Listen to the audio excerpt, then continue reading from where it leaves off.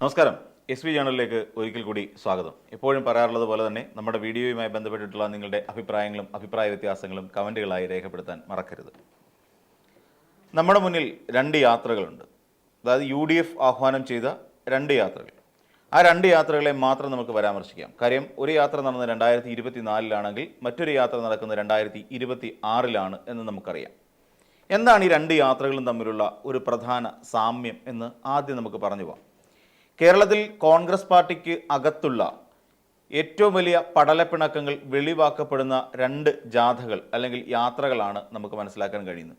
ഒന്നിൻ്റെ പേര് സമരാഗ്നി എന്നാണെങ്കിൽ രണ്ടാമത്തതിൻ്റെ പേര് പുതുയുഗയാത്ര എന്നാണ്.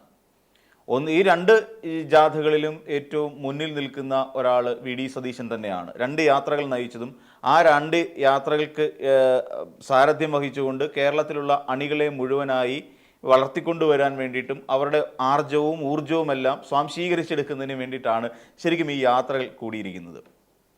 ഇനി ആദ്യം സമരാഗ്നി എന്താണ് എന്ന് നോക്കാം. അതായത് ആ കാലഘട്ടത്തിൽ, അതായത് 2024 കാലഘട്ടത്തിൽ സർക്കാർ വിരുദ്ധത അല്ലെങ്കിൽ സർക്കാരിൻ്റെ ജനദ്രോഹ നടപടികളെക്കുറിച്ച് ജനങ്ങൾക്കിടയിലേക്ക് ബോധം ജനിപ്പിക്കുന്നതിന് വേണ്ടിയിട്ടും അണികളെ പ്രാപ്തരാക്കുന്നതിന് വേണ്ടിയിട്ടും ഇത്തരം കാര്യങ്ങൾ പറഞ്ഞ് സ്വന്തം വോട്ടർമാരെ ഒന്ന് എൻകറേജ് ചെയ്യുന്നതിന് വേണ്ടിയിട്ടും അവരെ ബോധവാന്മാരാക്കുന്നതിന് വേണ്ടിയിട്ട് നടത്തിയ പരിപാടിയായിരുന്നു സമരാഗ്നി.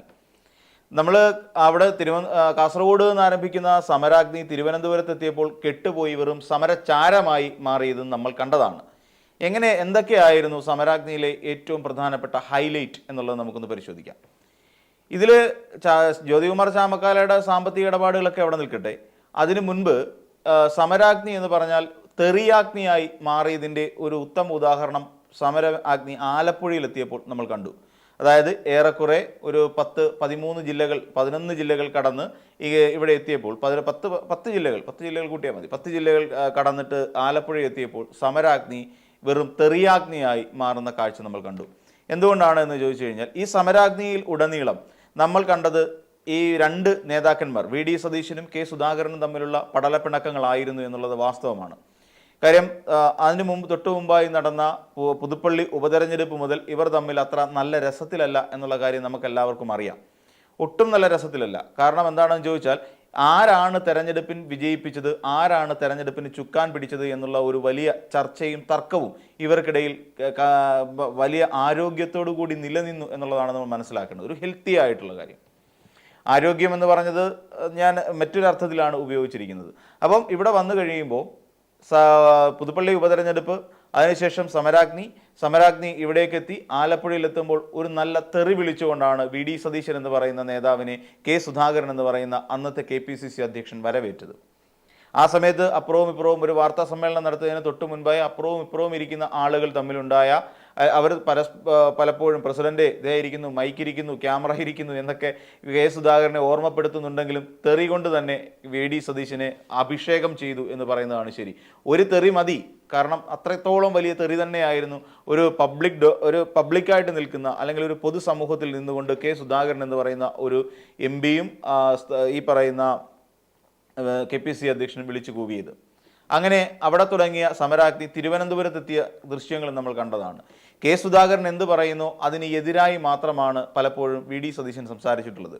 ഒടുവിൽ K സുധാകരന് പറയേണ്ടി വന്നു, ഇവിടെ ചില പ്രസംഗങ്ങൾ ഞങ്ങൾ കാസർഗോഡ് നിന്ന് ഇത്രയും പണം മുടക്കി ഇങ്ങനെയൊരു യാത്ര നയിച്ച് തിരുവനന്തപുരം വരെ എത്തിച്ചേർന്നിരിക്കുന്നു. അപ്പോൾ ഞങ്ങൾ പറയുന്നത് കേൾക്കാൻ കൂടി പ്രവർത്തകർ തയ്യാറാകണം. ഞങ്ങൾ 3-4 പേര് ഇവിടെ വന്നിരുന്നുകൊണ്ട് പ്രസംഗിക്കുമ്പോൾ കേൾക്കാൻ ഒരാൾ പോലുമില്ല എന്ന് വെച്ചാൽ വേദി ശൂന്യമായിരുന്നു എന്നർത്ഥം.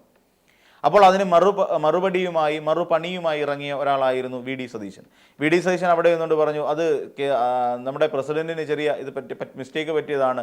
പ്രസിഡന്റ് അതൊന്നും അല്ല കാര്യം. ഇത്രയും കനത്ത ചൂടിനിടയിൽ പോലും ഇത്രയും ആൾക്കാർ ഇവിടെ വരികയും നമ്മുടെ പ്രസംഗം കേൾക്കാൻ തയ്യാറാകുകയും ചെയ്തു. അപ്പോൾ ക്ഷീണിതരായിട്ടുണ്ടാവും, അവർ സ്വാഭാവികമായും പോയതാണ് എന്ന് പ്രവർത്തകർക്കൊപ്പമാണ് ഞാൻ നിൽക്കുന്നതെന്നും KPCC അധ്യക്ഷൻ പ്രവർത്തകർക്കൊപ്പമല്ല, പ്രവർത്തകർക്ക് എതിരാണ് എന്നുള്ള ഒരു ധാരണ ജനിപ്പിക്കുന്ന തരത്തിൽ ആ പ്രസംഗത്തെ മുന്നോട്ട് കൊണ്ടുപോവുകയും ചെയ്തു എന്നുള്ളതാണ് ആ സമരാഗ്നി എന്ന് പറയുന്ന സമരജ്വാല തിരുവനന്തപുരത്ത് തെറിയാഗ്നിയായി ഒരു സമരചാരമായി അവസാനിക്കുന്ന കാഴ്ച നമ്മൾ കണ്ടത്.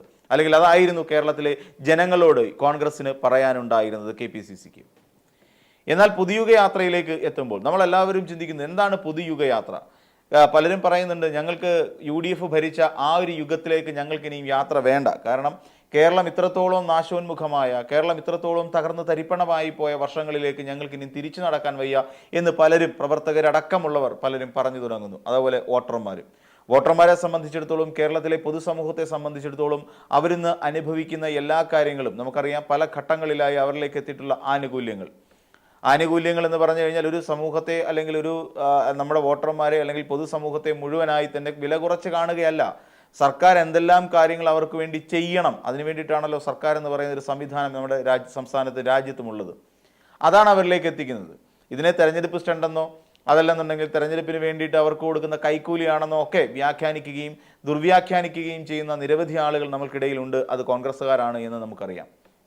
അപ്പോൾ ഇനിയിപ്പോൾ നമ്മൾ നോക്കുമ്പോൾ ഏറ്റവും ഇങ്ങെത്തിയില്ല, ഒരു 2 ജില്ലകൾ കഴിഞ്ഞപ്പോൾ കാസർഗോഡും കണ്ണൂരും വിട്ട് കുറ്റ്യാടിയിലേക്ക് എത്തുമ്പോൾ, അതായത് കോഴിക്കോട് ജില്ലയിലെ കുറ്റ്യാടിയിലേക്ക് എത്തുമ്പോൾ ഇവിടെ ഈ പറയുന്ന പുതിയുഗ യാത്രയിൽ പുതിയ ചില ഉദയങ്ങൾ നമ്മൾ കാണുകയാണ്.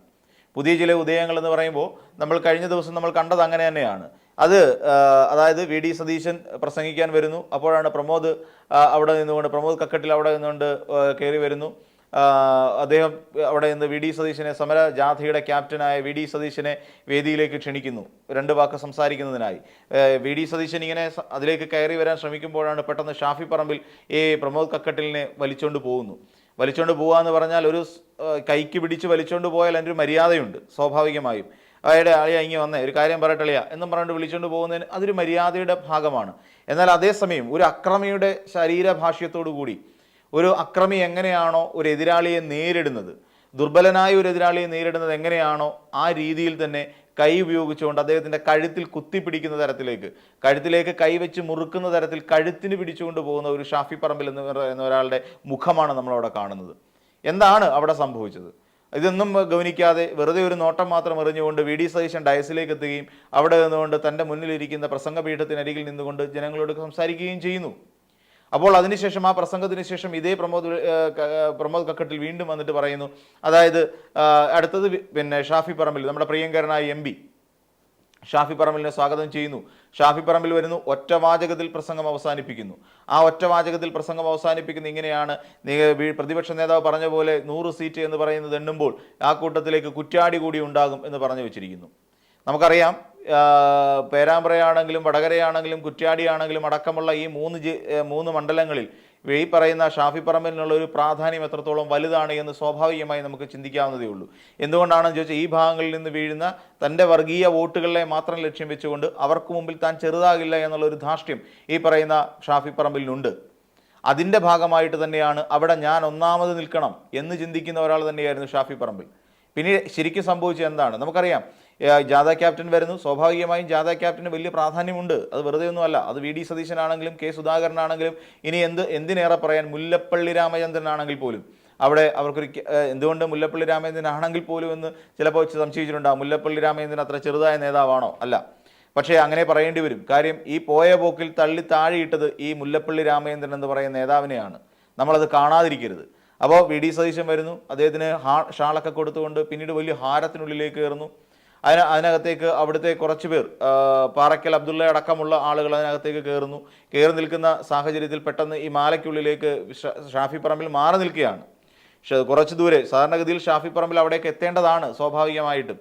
പാറയ്ക്കൽ അബ്ദുള്ളയെക്കാട്ടിലും അതല്ലെങ്കിൽ പ്രമോദ് കക്കട്ടിലിനെക്കാട്ടിലും ഒക്കെ പ്രാധാന്യമുള്ള ഒരു നേതാവ് തന്നെയാണ് ഷാഫി പറമ്പിൽ. കാരണം MP ആണ്. അപ്പം VD സതീശനോടൊപ്പം ചേർന്ന് നിൽക്കാൻ യോഗ്യതയുള്ള ഒരു നേതാവ് തന്നെയാണ് ഷാഫി പറമ്പിൽ, അതായത് സ്ഥാനം കൊണ്ട്. അപ്പോൾ ആ ഷാഫി പറമ്പിലിനെ വിളിച്ച് ഒടുവിൽ ആ ഹാരത്തിനുള്ളിലേക്ക് കയറ്റുമ്പോൾ അവിടെ ഒരു വൻ ജനാവലി ഷാഫി പറമ്പിലിന് വേണ്ടി ആർപ്പ് വിളിക്കുന്നുണ്ടായിരുന്നു. അങ്ങനെ ഹാരാർപ്പണമൊക്കെ കഴിഞ്ഞതിന് ശേഷമാണ് ഈ ഡയസിലേക്ക് പ്രതിപക്ഷ നേതാവിനെ ക്ഷണിക്കുന്നത്. എന്നാൽ അതിനുശേഷമുള്ള സംഭവങ്ങളാണ് നമ്മൾ ശ്രദ്ധിക്കേണ്ടത്. ഈ കഴുത്തിന് കുത്തിപ്പിടിച്ചുകൊണ്ട് പോവുകയാണ്. ഈ പാറയ്ക്കൽ അബ്ദുള്ള വന്നിട്ട് ഉടനെ മൈക്ക് VD സതീശൻ പ്രസംഗത്തിലേക്ക് കയറുന്ന സമയത്ത് അല്ല എന്ന് പറഞ്ഞുകൊണ്ട് ആ മൈക്ക് തടയാൻ ശ്രമിക്കുന്നത് നമുക്ക് ദൃശ്യങ്ങളിൽ നിന്ന് നമുക്ക് വ്യക്തമാക്കാൻ സാധിക്കും. ഇടയ്ക്ക് ആ മൈക്ക് തൻ്റെ അരികിലേക്ക് കൊണ്ടുവരുന്ന രീതിയിൽ, അതായത് VD സതീശനെ ക്ഷണിച്ച് VD സതീശൻ പ്രസംഗിക്കാൻ കയറാൻ തുടങ്ങുമ്പോൾ ഒരു കൈ ഇരിക്കുന്നത് ഈ മൈക്കിനടുത്ത് തന്നെയാണ്. മൈക്ക് ഇങ്ങനെ പതുക്കെ ഇങ്ങനെ നീക്കാൻ വേണ്ടിയിട്ടുള്ള ഒരു തയ്യാറെടുപ്പിൽ തന്നെയാണ്. എന്തിനാണ് ഷാഫി പറമ്പിൽ ഈ പറയുന്ന നമ്മുടെ പ്രമോദ് കക്കട്ടിലിനെ വലിച്ചുകൊണ്ട് പോയത്? ഒറ്റ കാരണമേ ഉള്ളൂ, തനിക്ക് സംസാരിക്കണമായിരുന്നു ആദ്യം, ഷാഫി പറമ്പിലിനായിരുന്നു പ്രസംഗിക്കേണ്ടിയിരുന്നത്. അപ്പോൾ പറയാണ് വിളിച്ചോണ്ട് പോവാണ്. അപ്പോൾ പലരും ഷാഫി പറമ്പിലിനെ എന്തുകൊണ്ട് വിളിച്ചില്ല എന്നുള്ള ചോദ്യം വന്നു. ഷാഫി പറമ്പിലിനെ വിളിക്ക്, അത് ആരാണ് പറഞ്ഞത്? പ്രവീണാണ് പറയുന്നത്. അപ്പം പ്രവീൺ കുമാർ പറഞ്ഞു, ഷാഫി പറമ്പിൽ എന്ന് പറയുന്ന ശബ്ദം നമുക്ക് കേൾക്കാൻ സാധിക്കും. അപ്പം ഈ പ്രവീൺ കുമാർ അദ്ദേഹത്തെ വിളിക്കാതെ പോയത് കൊണ്ട്, ഈ പ്രവീൺ കുമാറല്ല, ഈ പ്രമോദ് അയാളെ വിളിക്കാതെ പോയതുകൊണ്ടാണ് പ്രവീൺ കുമാർ തിരുത്താൻ ശ്രമിക്കുന്നു. അപ്പോഴേക്കും ഷാഫി പറമ്പിൽ ഈ പറയുന്ന പ്രമോദിനെ കഴുത്തിന് കുത്തിപ്പിടിച്ചുകൊണ്ട് പിന്നിലേക്ക് തള്ളുന്നുണ്ട്. അപ്പം അയാൾ എന്തിനാണ് പിന്നിലേക്ക് തള്ളുന്നതെന്ന് ചോദിച്ചു കഴിഞ്ഞാൽ, വി ഡി സതീശനെ സ്വാഗതം ചെയ്തു കഴിഞ്ഞു. സ്വാഗതം ചെയ്തു കഴിഞ്ഞതിന് ശേഷം അപ്പോഴാണ് പറയുന്നത് ഷാഫിയെ വിളിക്കാത്തതിന് പ്രശ്നമുണ്ട് എന്നുള്ള കാര്യം. അപ്പോൾ വീണ്ടും അയാൾ ഷാഫി പറമ്പിലിനെ ക്ഷണിക്കാൻ വേണ്ടി തിരിച്ചു വരാൻ തുടങ്ങുന്ന സമയത്താണ് കഴുത്തിൽ കൈകൊണ്ട് തള്ളിക്കൊണ്ട് അയാളെ പുറത്തേക്ക് കൊണ്ടുപോകുന്നത്. എന്തിനായിരുന്നു ഈ അക്രമം അവിടെ കാണിച്ചത്? എന്തിനു വേണ്ടിയിട്ടായിരുന്നു? വി ഡി സതീശൻ പ്രസംഗിച്ചതിന് ശേഷം ഷാഫി പറമ്പിലിനെ പ്രസംഗിച്ചാൽ എന്തായിരുന്നു കുഴപ്പം? വി ഡി സതീശൻ അല്ലേ ജാഥ ക്യാപ്റ്റൻ? അപ്പോൾ ആ ജാഥ ക്യാപ്റ്റൻ സംസാരിച്ചതിന് ശേഷമല്ലേ അവിടുത്തെ എം പി സംസാരിക്കേണ്ടത്? ശരി, പ്രോട്ടോകോൾ എന്തെങ്കിലും ആയിക്കോട്ടെ, പക്ഷേ ആ ജാഥയുടെ ക്യാപ്റ്റൻ ആയിരുന്നു സംസാരിക്കേണ്ടിയിരുന്നത്. അപ്പോൾ അത് ഇഷ്ടപ്പെട്ടില്ല ആർക്ക്? ഷാഫി പറമ്പിൽ ഇഷ്ടപ്പെട്ടില്ല. ആ തള്ളിക്കൊണ്ട് പോകുന്ന വഴിയിൽ എന്താണ് നടക്കുന്നതെന്ന് അറിയാൻ വേണ്ടിയിട്ടോ അല്ലെങ്കിൽ ഇവരെ അനുനയിപ്പിക്കാൻ വേണ്ടിയിട്ടോ മുല്ലപ്പള്ളി രാമചന്ദ്രൻ പെട്ടെന്ന് എഴുന്നേറ്റ് നിൽക്കുന്നു. ഈ പോണ പോക്കിൽ കൈതട്ടി ആയിരിക്കണം. ഈ ഒന്നാമത് പ്രായാധിക്യമുണ്ട്, 10-78 വയസ്സുണ്ട് അദ്ദേഹത്തിന്. അദ്ദേഹം പെട്ടെന്ന് തന്നെ ആ തള്ളിക്കൊണ്ട് പോകുന്ന പോക്കിൽ തന്നെ ഈ നമ്മുടെ മുല്ലപ്പള്ളി പുറമോട്ടേക്ക് വീഴുകയാണ് ഉണ്ടായത്. കസേരയിലേക്ക് പോയിരിക്കുകയായിരുന്നു, താഴേക്ക് വീഴുകയായിരുന്നു എന്നുള്ള കാര്യങ്ങളൊന്നും ആ ദൃശ്യങ്ങളിൽ നമുക്ക് വ്യക്തമല്ല. അപ്പോൾ ഇതാണ് സംഭവിച്ചത്. എന്നിട്ട് ഏറ്റവും ഒടുവിൽ ഇവർക്കെല്ലാം നീരസമുണ്ടായിരുന്നു. ഷാഫി പറമ്പിലിനെ വിളിക്കാനായിട്ട് ഇദ്ദേഹം തിരിച്ചു വരുന്നു. അപ്പോൾ ഷാഫി പറമ്പിൽ സംസാരിക്കണമെന്നുള്ളത് കൊണ്ട് തന്നെ ഈ പറയുന്ന അക്ബർ എന്ത് ചെയ്തു? ഈ പറയുന്ന പാറക്കൽ അബ്ദുള്ള പതുക്കെ ഇതിൽ കയറി പിടിച്ചു, മൈക്കിൽ കയറി പിടിച്ചുകൊണ്ടാണ് അദ്ദേഹം മുന്നോട്ട് നീങ്ങുന്നതെന്ന് നമുക്ക് കാണാം. ഇവിടെ നമ്മൾ കണ്ടത് LDF അല്ലെങ്കിൽ UDF എന്ന് പറയുന്ന ഒരു സംവിധാനത്തിൻ്റെ, അല്ലെങ്കിൽ കോൺഗ്രസ് എന്ന് പറയുന്ന ഒരു സംവിധാനത്തിൻ്റെ സംഘടനാ പിഴവ് തന്നെയാണ് നമ്മളിവിടെ കാണാൻ സാധിക്കുന്നത്. പച്ചയ്ക്ക് പറഞ്ഞാൽ ഞാനാണ് വലിയവൻ എന്നുള്ള ഒരു ധാർഷ്ട്യം ഇപ്പോഴും ആരൊക്കെയോ ഈ UDF-നുള്ളിൽ, കോൺഗ്രസിനുള്ളിൽ കൊണ്ടു നടക്കുന്നുണ്ട്. അത് ഷാഫി പറമ്പിൽ, എന്തുകൊണ്ട് ഷാഫി പറമ്പിൽ ഇങ്ങനെ പരിശ്രമിച്ചു? ഷാഫി പറമ്പിലിനറിയാം ഈ വടകരയാണെങ്കിലും കുറ്റ്യാടിയാണെങ്കിലും ബാലുശ്ശേരി ആണെങ്കിലും അടക്കമുള്ള ഈ മണ്ഡലങ്ങളെല്ലാം തൻ്റെ അധീനതയിൽ നിൽക്കേണ്ടതാണെന്നും അവിടെ ഞാനാണ് ഒന്നാമതായി നിൽക്കേണ്ടത്, അല്ലാതെ എങ്ങോണ്ടോന്നോ വലിഞ്ഞു കയറി അതിൻ്റെ ക്രെഡിറ്റ് എടുക്കാൻ നടക്കുന്ന വി ഡി സതീശനല്ല എന്നും ഷാഫി പറമ്പിലിന് വൃത്തിയായിട്ട് അറിയാം. അതുകൊണ്ട് അതറിയാവുന്നത് കൊണ്ട് തന്നെ ഷാഫി പറമ്പിൽ അതിന് തടയിടുകയാണ്. വി ഡി സതീശൻ, നിങ്ങൾ ചെവിക്കുന്നുള്ളിൽ വെച്ചോളൂ സാർ, നിങ്ങൾക്ക് പണി കിട്ടാൻ പോകുന്നു. നിങ്ങളെ പണിയാൻ പോകുന്നത് മറ്റാരുമല്ല സാർ, നിങ്ങൾക്കൊപ്പം നിങ്ങൾ വിചാരിച്ചുകൊണ്ട് നടക്കുന്ന ഇതേ ഷാഫി പറമ്പിൽ തന്നെയാണ്. ഷാഫി പറമ്പിൽ അവിടെ അലമ്പുണ്ടാക്കി, ഷാഫി പറമ്പിൽ അത് തടസ്സപ്പെടുത്താൻ ശ്രമിച്ചു എന്നുള്ള വിവരം കൃത്യമായി വി ഡി സതീശൻ അറിയാം. വി ഡി സതീശൻ നിരായുധനാണ്. വി ഡി സതീശൻ ഇനിയിപ്പോൾ ഇവരുടെയൊക്കെ കാൽ ചുവട്ടിൽ തന്നെ കിടക്കേണ്ടവനാണ്. ആ ബോധ്യം ഷാഫി പറമ്പിലിനുണ്ട്. ഷാഫി പറമ്പിലിന് അതുവരെ അടക്കി പിടിച്ചു വെച്ചിരുന്ന ആത്മരോഷം വെളിവാക്കുന്ന ഒരു സന്ദർഭമായിരുന്നു നമ്മൾ കണ്ടത് എന്ന് നമുക്ക് പറയേണ്ടി വരും. വി ഡി സതീശൻ എന്ന് പറയുന്ന ഒരു നേതാവ് ഒന്നുമല്ല എന്നും, വി ഡി സതീശനെ അടക്കം ജയിപ്പിക്കണോ വേണ്ടയോ എന്ന് തീരുമാനിക്കാനുള്ള പൂർണ്ണമായ അധികാരം തൻ്റെ കയ്യിലാണുള്ളതെന്നും അഡമൻ്റായിട്ടോ അടിയുറച്ചു വിശ്വസിക്കുന്ന ഒരു നേതാവ് തന്നെയാണ് ഷാഫി പറമ്പിൽ. കാര്യം എന്താണ്? അദ്ദേഹത്തിൻ്റെ വർഗീയ നിലപാടുകൾ തന്നെയാണ് അദ്ദേഹം ഉയർത്തിപ്പിടിക്കുന്ന ഈ പറയുന്ന SDPI-യുടെയും ജമാഅത്തെ ഇസ്ലാമിയുടെയും പിൻബലമാണ് ഷാഫി പറമ്പിലിനെ ഇതെല്ലാം ചെയ്യിക്കുന്നത്. നമ്മൾ മനസ്സിലാക്കേണ്ട കാര്യം അത് തന്നെയാണ്. ഷാഫി പറമ്പിൽ എന്ന് പറയുന്നത് വെറും ഒരു മതേതര കോൺഗ്രസ് പാർട്ടിയുടെ നേതാവല്ല. മതങ്ങളെ കൂട്ടുപിടിച്ചുകൊണ്ട് തൻ്റെ ജയത്തിന് വേണ്ടി ഏതറ്റം വരെ പോകാനും എന്ത് നാണം കെട്ട കളി കളിക്കാനും തയ്യാറായി നിൽക്കുന്ന ഒരു നേതാവ് തന്നെയാണ് ഷാഫി പറമ്പിൽ എന്ന് കഴിഞ്ഞ ദിവസം ഈ പറയുന്ന കുറ്റ്യാടിയിലേക്ക് ഇത് എത്തുന്ന പുതുയുഗ യാത്ര എത്തുന്ന ആ വേദിയിൽ നമ്മൾ മനസ്സിലാക്കി കഴിഞ്ഞിരിക്കുന്നു. ഇവിടെ ഷാഫി പറമ്പിൽ ഒന്നാമതെത്തണം. ഷാഫി പറമ്പിൽ തന്നെയാണ് ഇനി കേരളത്തെ കോൺഗ്രസിനെ നയിക്കേണ്ടത് എന്നുള്ള ചിന്ത, അത്രയും ധൈര്യം ഷാഫി പറമ്പിൽ എവിടെ നിന്ന് വന്നു? സർ, ഷാഫി പറമ്പിൽ നിങ്ങളൊന്ന് ആലോചിക്കുക. നിങ്ങളെ വളർത്തിയതും നിങ്ങളെ ഇവിടം വരെ കൊണ്ടെത്തിച്ചതും നിങ്ങളെ ഇന്നൊരു MP ആയി നിൽക്കുന്നതിനും അല്ലെങ്കിൽ ഒരു MLA ആയി നിന്നതിനും പ്രധാന കാരണക്കാരൻ ആരായിരുന്നു എന്ന് ചോദിച്ചാൽ അതിനൊരൊറ്റ ഉത്തരമേ ഉള്ളൂ സർ, അത് വി ഡി സതീശൻ തന്നെ ആയിരുന്നു. നിങ്ങളെ വളർത്തിയതും പരിപാലിച്ചതും മുൻപോട്ട് കൊണ്ടുപോയതുമെല്ലാം ഒടുവിൽ പാല് കൊടുത്ത കൈക്ക് തിരിഞ്ഞു കൊത്തുന്ന യുവജനതയുടെ അല്ലെങ്കിൽ യൂത്ത് കോൺഗ്രസ്സുകാരുടെ യഥാർത്ഥ സ്വഭാവം നിങ്ങൾ കാണിച്ചു എന്നുള്ളതാണ് നമ്മൾ ഇതിൽ നിന്ന് മനസ്സിലാക്കുന്നത്, അല്ലാതെ വേറെ ഒന്നുമല്ല. അതായത് വി ഡി സതീശൻ സർ, നിങ്ങൾ ഇനിയെങ്കിലും മനസ്സിലാക്കുക, നിങ്ങളുടെ കാലം കഴിയാൻ പോകുന്നു.